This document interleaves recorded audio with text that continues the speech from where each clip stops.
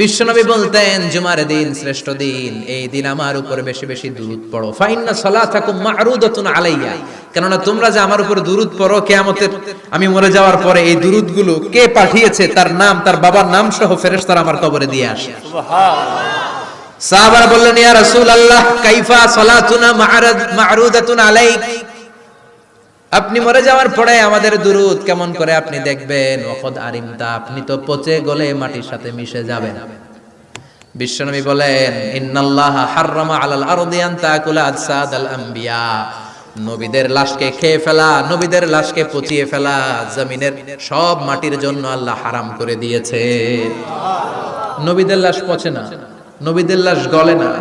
যারাই বিশ্বনবীর উপর দুরূদ পড়বেন, আপনার নাম সহ আপনার বাবার নাম সহ মালাইকাতুস সাইয়াহিন, একদল ফেরেশতা আছে শুধু রাউন্ড দেয় গোটা ওয়ার্ল্ডে, কারা বিশ্বনবীর উপর দুরূদ পড়েছে, এই দুরূদ নিয়ে